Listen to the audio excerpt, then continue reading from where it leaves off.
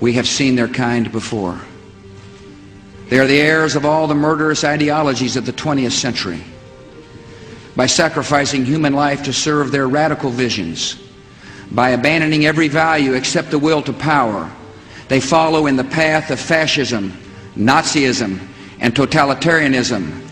And they will follow that path all the way to where it ends, in history's unmarked grave of discarded lies.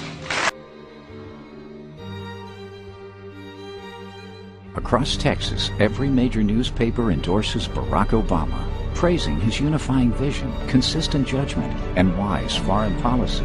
Obama is about solutions, not divisions. On health care, he proposes a system that's affordable for everyone.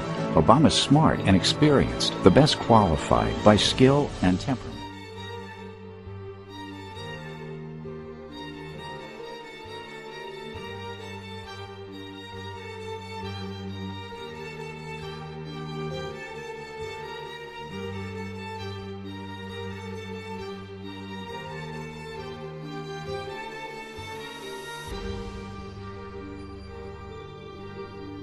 You're seeing now Mitt Romney in Massachusetts expected now to endorse John McCain, his former rival. Let's listen. Things can get pretty rough in a political campaign. And in the thick of the fight, it's easy to lose sight of your opponent's finer qualities. But the truth of the matter is that in the case of Senator McCain, I could never quite do that. Even when the contest was close and our disagreements were debated, the caliber of the man was apparent. And this is a man capable of leading our country at a dangerous hour. Senator McCain understands the war we're in, the necessity of victory, and the consequences of surrender. For him, national security is not just another agenda item. It is the abiding concern and responsibility of the nation.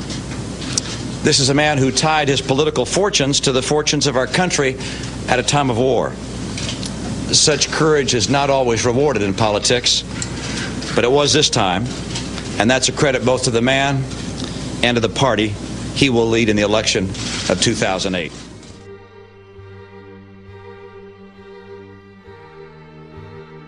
I may be an underdog in this campaign, running against two candidates with $200 million between them.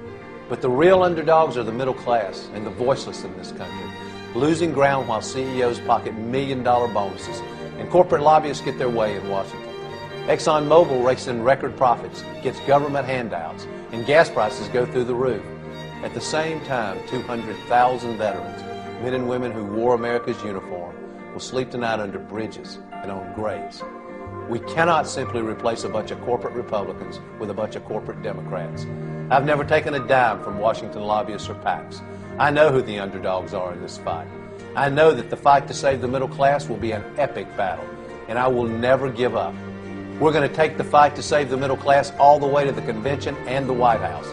We're going to look our children in the eye and tell them, we left you a better life than we had.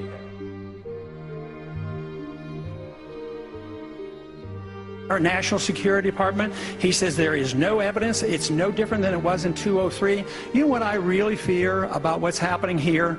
It's another Iraq coming. There's war propaganda going on.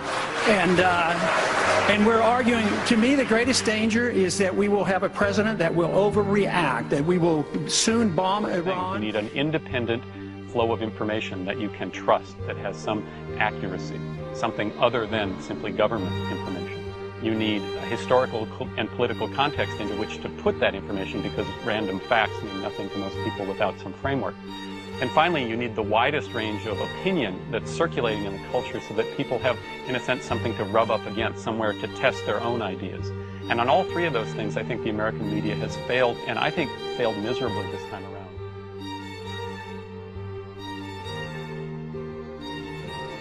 Every nation in every region now has a decision to make. Either you are with us or you are with the terrorists.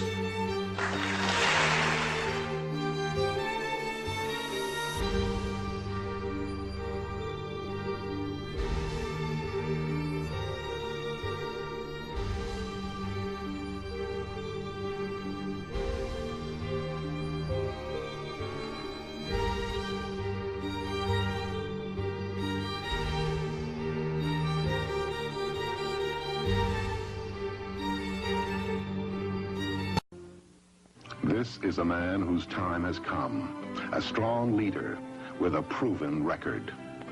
In 1966, answering the call of his party, Ronald Reagan was elected governor of California.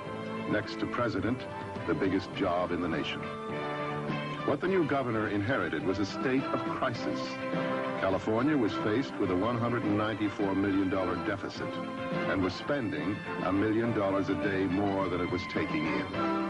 The state was on the brink of bankruptcy. Governor Reagan became the greatest tax reformer in the state's history. When Governor Reagan left office, the $194 million deficit had been transformed into a $550 million surplus. The San Francisco Chronicle said, Governor Reagan has saved the state from bankruptcy. The time is now for strong leadership.